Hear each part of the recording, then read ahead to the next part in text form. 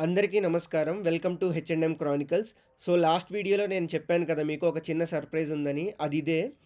Last night మేము కాంచన్‌బురిలో stay చేసిన తరువాత వాటర్ ఫాల్స్‌కి స్టార్ట్ అయ్యాం. కానీ ఆ రోజు తొలి ఏకాదశి కావడం వలన ఏదైనా గుడికి వెళ్దాం అనుకున్నాం. మేము దగ్గరలో ఏం గుళ్ళున్నాయని సెర్చ్ చేస్తే మాకు వెంకటేశ్వర స్వామి గుడి కనిపించింది.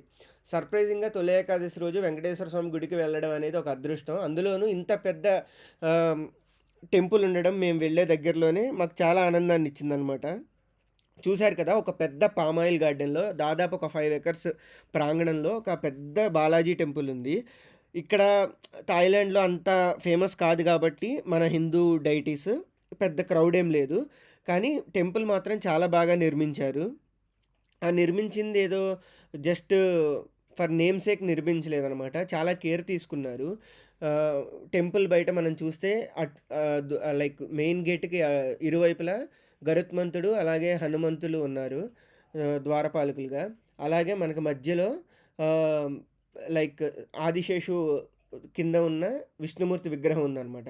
ఆ విగ్రహం గూడా చాలా బావుంది. ఏదో ఆహ్, పెట్టేసామంటే పెట్టేసాం అన్నట్టు గాకుండా. జనరల్‌గా ఏంటంటే థాయిలాండ్‌లో ఎక్కువగా వినాయకుడి టెంపుల్స్ కనిపిస్తాయి. అక్కడక్కడ శివుడి ఆలయాలు కనిపిస్తాయనమాట. వీళ్ళు ఎక్కువగా బ్రహ్మదేవుడిని, అలాగే ఇంద్రుడిని పూజిస్తారు. అండ్ వినాయకుడిని గూడా పూజిస్తారు. వినాయకుడైతే దాదాపు మనకి ప్రతి షాప్‌లోనే కనిపిస్తారు. కానీ వెంకటేశ్వర స్వామి గుడి ఉండడం అనేది మాకు చాలా ఆనందాన్ని ఇచ్చిందనమాట. కలియుగ దైవం, అందులోనూ తొలి ఏకాదశి రోజు మనం ఆయన దర్శనం చేసుకునే అదృష్టం రావడం అనేది చాలా బాగా అనిపించింది మాకు. ఇక్కడ చూసారు గదా! విష్ణుమూర్తి విగ్రహం గూడా ఎంత బావుందో. అలాగే ఆ ముందు మనకొక స్టోన్‌లాగా ఉంది గదా! యాక్చువల్లీ థాయిలాండ్‌లో ఏం జేస్తారంటే సాంబ్రాణి పుల్లలు గాని, అలాంటివన్నీ అక్కడ పెడతారనమాట. ఇది చూసారు గదా! మనకి తిరుపతిలో శ్రీవారి పాదాలుంటాయి గదా! అలాంటి ఫీలొచ్చింది గదా! గుడి ముందు ఇలా పాదాలు ప్రతిష్ఠించడం అనేది. ఆహ్, అండ్ ఆ పాదాలు చెక్కడం గూడా చాలా ప్రాపర్‌గా ఉందనమాట. ప్రొఫెషనల్స్‌తో చేపిచ్చారు ఇదంతా. కాకపోతే ఇవి ఆర్కిటెక్చర్ అనేది మన హిందూ టెంపుల్ ప్రకారం లేదనమాట. ఇది కొంచెం థాయిలాండ్ ఆర్కిటెక్చర్ వచ్చింది. కానీ టెంపుల్ అయితే చాలా బావుంది. మనం ఒకసారి టెంపుల్ చుట్టూతా కూడా చూద్దాము. సో, నేను లైక్ ఒక ప్రదక్షిణ చేస్తున్నాననమాట గుడికి. అలాగే ఈ టెంపుల్ చుట్టూతా ఉన్న డైటీస్‌ని గూడా కవర్ చేస్తున్నాను. సో, ఈ ఆర్కిటెక్చర్ వచ్చేసరికి మల్టిపుల్ ఎడ్జెస్‌లో వాల్స్ కట్టేసి ఒక్కొక్క ఎడ్జ్ దగ్గర ఒక్కొక్క విగ్రహాన్ని పెట్టారు. అండ్ పైన రూఫ్ దగ్గర బెల్స్ పెట్టారనమాట. సో, దీనివల్ల ఏమవుతుందంటే గాలొచ్చినప్పుడల్లా ఆ బెల్స్ మోగి చాలా ప్రశాంతంగా ఉందనమాట. అండ్ ఏరియా కూడా మంచి కొండల మధ్య, చెట్ల మధ్య, తోటలో ఉంది గాబట్టి గుడి గూడా చాలా ప్రశాంతంగా ఉంది. చూసారు గదా! ఎంత బావుందో ఈ స్టోన్ గాని, ఈ కట్టడం గాని.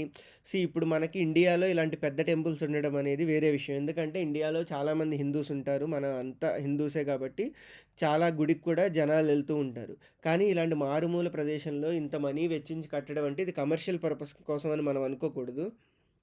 ఎవరో చాలా భక్తితో నిర్మించారని మాత్రం మనం అనుకోవాలి. ఇలా గుడి చుట్టూతా మొత్తం విగ్రహాలున్నాయన్నమాట. సో, ఇది ఒక రౌండ్. మళ్ళీ మనం ఇక్కడ పాదాల దగ్గరికొచ్చేసాము. సో, ఇప్పుడు మనము ఇక్కడి నుంచి లోపలికి వెళ్ళి స్వామివారు ఎలా ఉన్నారో చూద్దాం. సో, ఇది ఎంట్రన్స్ అనమాట. చూడండి ఎంత బావుందో విగ్రహం గూడా వెంకటేశ్వర స్వామిది. మనకి తిరుపతిలో వెంకటేశ్వర స్వామిని చూసినంత ఫీలొస్తుంది గదా! అండ్ మా అదృష్టం ఏంటంటే, ఈరోజు గుడిలో ఎవ్వరు లేరనమాట. మేమెళ్ళినప్పుడు నేను, మా వైఫ్ ఇద్దరమే ఎళ్ళాము. అండ్ మాకు దర్శనం గాని అన్నీ చాలా బాగా జరిగాయి. కాకపోతే మా ఒక చిన్న లోటేమనిపించిందంటే, ఇక్కడ డైలీ అర్చకులు వచ్చి పూజ చేస్తున్నారో లేదో తెలీదు. ఇంత విగ్రహం పెట్టి, ఇంత టెంపుల్ పెట్టినప్పుడు ఆహ్, నిత్య పూజలైతే జరగాలి. బట్ జరుగుతుందో లేదో తెలీదు.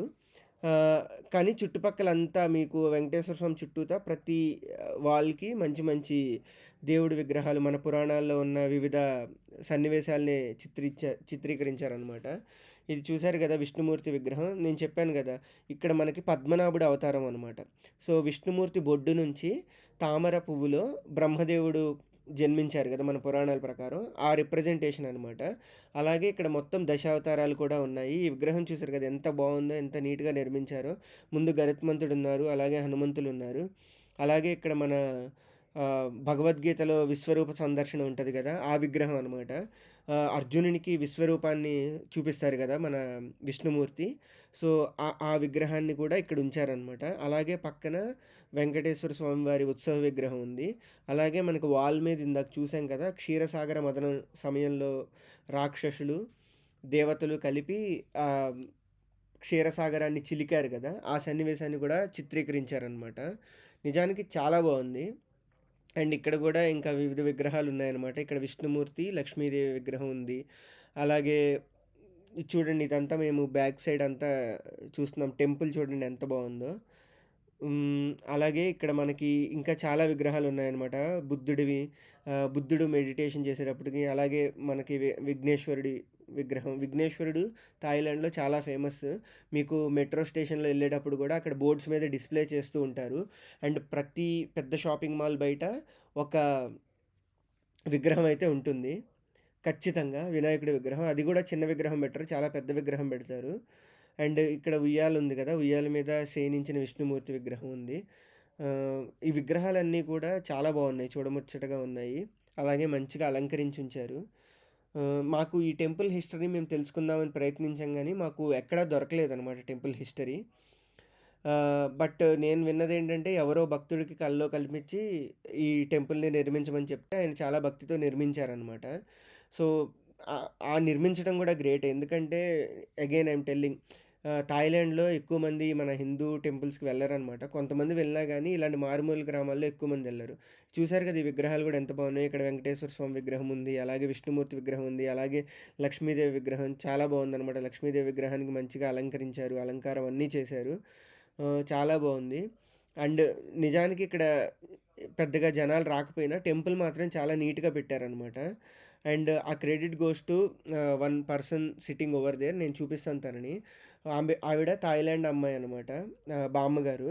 ఆవిడొచ్చి ఎర్లీ మార్నింగ్ ఇక్కడ టెంపుల్ అంతా ఊడ్చి క్లీన్‌గా పెట్టి నీట్‌గా పెడుతున్నారు. చూడండి, ఏదో హిందూ దేశం గాదు, ఏదో దేశంలో పుట్టి ఆ వెంకటేశ్వర స్వామికి సేవ చేసుకునే అవకాశం ఎంతమందికొస్తది? నిజంగా ఇలాంటి అదృష్టం చాలా తక్కువ మందికొస్తది. ఏ జన్మలోనో ఈ బామ్మగారు ఏదో పుణ్యం చేసుకొనుంటేనే ఇలాంటి అదృష్టం వస్తదనమాట. మన భారతదేశంలో పుట్టి ఆ కల్చర్‌లో పెరిగి, ఆ భక్తి రావడం ఇవన్నీ వేరు. వేరే దేశంలో పుట్టి ఇలా స్వామివారికి సేవ చేసుకునే భాగ్యం రావడం అంటే, అది చాలా చాలా అదృష్టం. మీరిప్పుడు మొత్తం విగ్రహాన్నే చూపిస్తున్నాను నేను, మీకు క్లియర్‌గా దర్శనం అవ్వడానికి. చూడండి ఎంత బావుందో విగ్రహం. అలాగే ఆరు బయటకొచ్చాక ఒక పెద్ద విష్ణుమూర్తి విగ్రహం ఉందనమాట. అదే మన శేషపాన్పుపై పవళిస్తున్న విష్ణుమూర్తి. చాలా పెద్ద విగ్రహం అనమాట. ఇది గూడా చాలా బావుంది. ఒక మంచి అట్రాక్షన్ అనమాట టూరిస్ట్స్‌కి. అలాగే ఇక్కడ మనం చూస్తే ఇక్కడ మళ్ళీ ఆహ్, బొడ్డు నుంచి తామర పువ్వులో బ్రహ్మదేవుడు జన్మిస్తున్నట్టుగా ఉంది. అంటే పద్మనాభ అవతారం అనమాట. తెలుసు కదా! విష్ణుమూర్తి ఒక చెయ్యి తల కింద పెట్టుకొని ఇలా శయనిస్తారని. అలాగే పాదాల దగ్గర లక్ష్మీదేవి విగ్రహం గూడా చెక్కారు. ఇది ఏది జస్ట్ టేకెన్ ఫర్ గ్రాంటెడ్‌గా తీసుకోలేదు. బాగా రిసర్చ్ చేసి హిందూ గ్రంథాలన్నీ రిసర్చ్ చేసి చాలా కేర్‌ఫుల్‌గా కట్టారనమాట. అందుకనే ప్రతి విగ్రహంలోనూ ఆ అందము, ఆ తేజస్సు ఉట్టిపడుతుంది. సో, ఇక్కడ చూసారు గదా! లక్ష్మీదేవి, సారీ, బ్రహ్మదేవుడు, వినాయకుడు పూజిస్తున్నారు. ఎంత బావుందో చూడండి విగ్రహం గూడా. అండ్ దాదాపు విగ్రహం